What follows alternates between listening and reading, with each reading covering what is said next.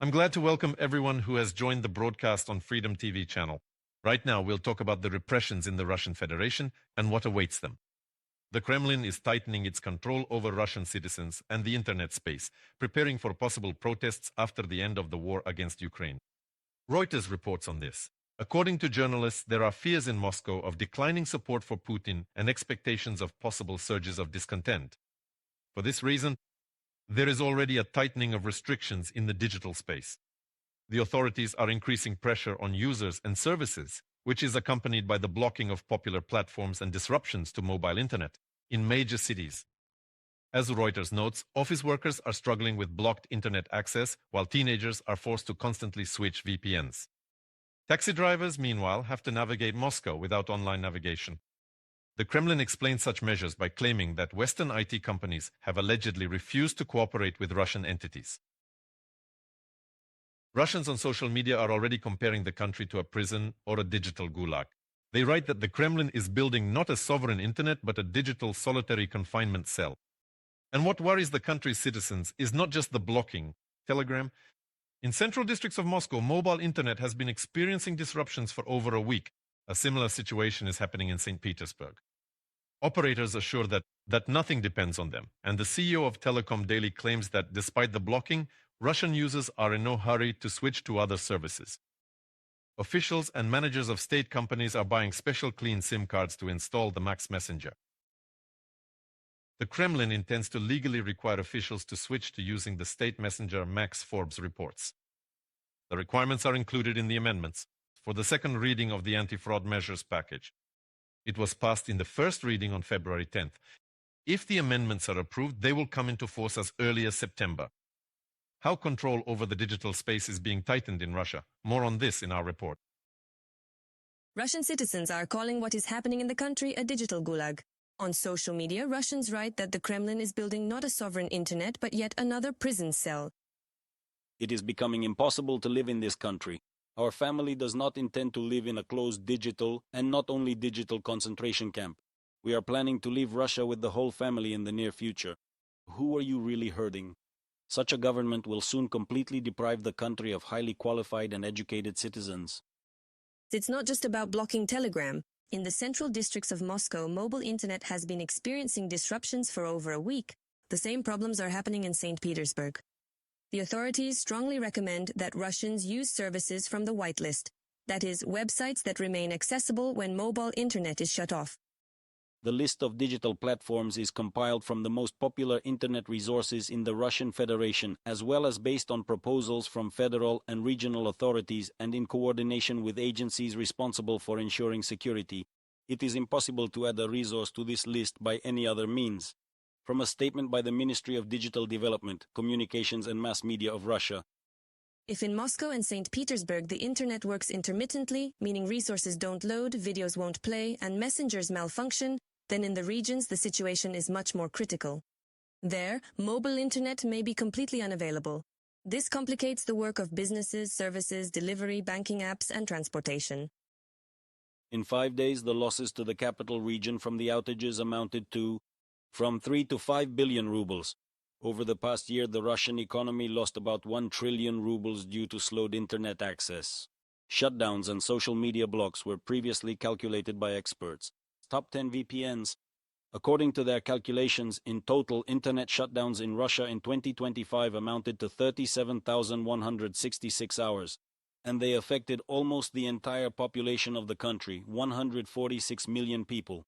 In the ranking of countries by the scale of internet shutdowns, Russia took first place, according to a publication by the Moscow Times. Instead of popular messengers, the Kremlin is forcing Russians to switch to the domestic Max platform. The authorities are requiring schoolchildren, teachers, students, and employees of budgetary and state institutions to use it. They are being forced to switch to the so-called national messenger under threat of dismissal or expulsion. However, the officials themselves do not trust this Russian-developed app. They buy separate SIM cards and smartphones to install it, with good reason to suspect that Max is just another surveillance tool. The head of the Russian Internet Protection Society, Mikhail Klimarev, pointed out that the messenger's privacy policy explicitly states that data will be handed over upon request from the FSB, the Ministry of Internal Affairs, the Federal Tax Service, and the Bank of Russia. And researchers who analyzed the application found that it tracks geolocation, the list of installed programs, and can also record audio, video, and typed text. The Kremlin justifies internet restrictions on the grounds of security and maintaining national unity, supposedly as a countermeasure to Western attempts to sow discord. But analysts are convinced that the Kremlin is tightening control over Russians to prepare for possible protests after the end of Russia's war against Ukraine. If the war ends, then of course all these patriots will start criticizing and condemning Putin. And this, generally speaking, is the part of society that, unlike the liberals, they won't be coming out to protest with white ribbons. This is a serious threat to Putin, which is why the internet needs to be tightened to such an extent that no protest can arise in the event that agreements are suddenly signed. But even if they are not signed, then another part of society will obviously be dissatisfied and will criticize Putin for waging a senseless war. And here too it would be preferable to tighten the screws because Putin's approval rating, According to analysts, the Kremlin is preparing to repeat the Iranian scenario of suppressing protests, which is why it is strengthening control not only over users but also over the IT sector. As reported by the Moscow Times, key IT companies are already gradually coming under the control of people connected to the security forces. In this way, the regime is trying to assume complete control over the digital infrastructure. Maria Zheluchenko for the Freedom TV channel. Alexei Levchenko, stay in touch with us. Russian journalist. Alexei, hello. A very good morning to you. Alexei, I want to start right away with the ratings. I love ratings, especially when they are published by CIOM.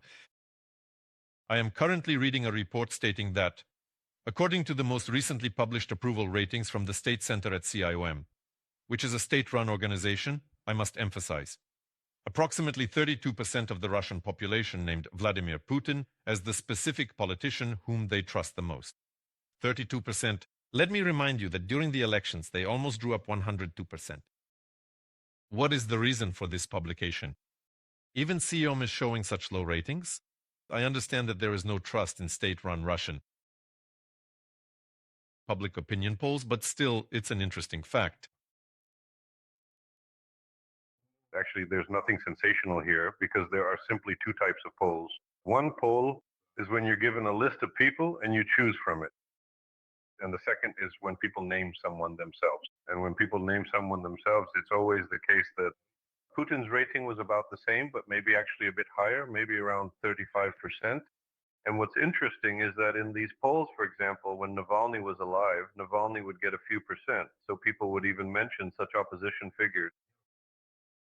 This is quite an interesting research method that really allows you to understand what people actually think. Because when someone comes to you, figuratively speaking, with a gun in mind and says, look, here's a list, do you trust Putin? It's clear that the answer is somewhat predetermined. But when you're given an open-ended survey, people name whatever comes to their mind. And that's why, of course, these surveys in this sense are much more interesting and they roughly correspond to the real picture. But indeed, the core of Putin's supporters has always been like this throughout all 26 years of his rule. Steadfast, convinced supporters of Putin have always made up about 20 to 25%. Alexei, what is the reason behind the blocking of Telegram and the internet? And not just anywhere, but in Moscow and St. Petersburg, the biggest problems with the internet are happening, and they've been going on for almost a week now. What do you attribute this to?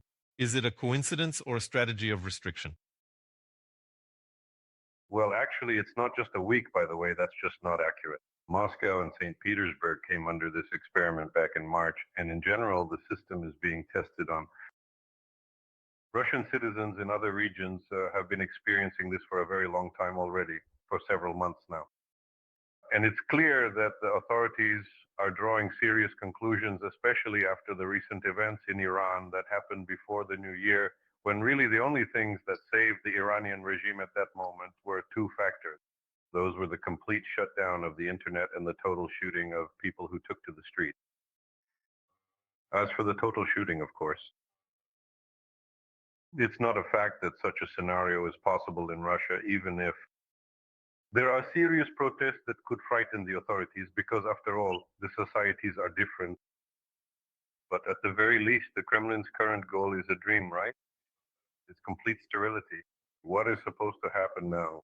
Right now, essentially, there are two parallel internets in Russia. That is, there is the so-called conditionally legal internet, with the blocks set up by Roskomnadzor, and still about a third, from a third to half of the population successfully uses VPNs, or even if they don't use VPNs, since the blocks are not total in practice, the banned sites sometimes work. Some of them, like all those Instagrams, WhatsApp, they all periodically become accessible and people keep using them. So in a way, there is a parallel universe here. One is the internet as envisioned by Roskomnadzor, and the other is the internet that people actually use. The Kremlin decided it was tired of these charts, so they thought, we'll just make the internet completely sterile, turn everything off entirely, and only allow access to whitelisted sites. People will only be able to go where there are whitelists. But in reality, technology is developing in such a way that even if you create fully whitelisted access, it still won't eliminate the existence of a parallel internet. But of course, from the point of view, Putin, from the Kremlin's perspective, sees the internet as an invention created by Americans in the 1970s in Sogon, as is well known. Therefore, it needs to be eliminated as much as possible. This is the main threat, and it should be made North Korean style. On the other hand, some international media are now comparing internet blockades, resource slowdowns, and the banning of certain messengers with the practices of North Korea and the practices of China. Can you draw these parallels now? Yes, of course. These are two models that the Russian authorities like very much, but which have not been implemented due to historical reasons. That is, China was initially built as a sovereign internet building its own system. In Russia, on the contrary, there was a market economy in the early 2000s and late 1990s, and the internet was developing by private companies. That's why there are a huge number of providers. A complex network structure is difficult to connect everything to a single switch so that it all works with the push of one button. That's essentially why the Chinese model doesn't really work here. You're not China after all? Yes, that's exactly it. And they have a separate internet. There's WeChat where all the Chinese people are. That's what Max was aiming for, but so far, Max doesn't seem to be succeeding. It's clear that this project isn't working out. The project is stalling. And then there's the North Korean option, which is a much stricter approach. That's basically whitelist. And accordingly, the Kremlin needs to be prepared for the fact that their task is to fully roll out the system so that in the event of a political escalation, they can simply flip the switch and restrict access entirely, allowing only approved websites. So basically, the task is clear. That's it. What's interesting and probably unexpected is that there have been rather rare protests even within pro-government communities among pro-government bloggers who, it turns out they don't want that either. For some reason, they don't want to live like in North Korea. They don't even want some kind of Thai version of the internet, and they value the ability to express themselves even though they seem to support the authoritarian regime.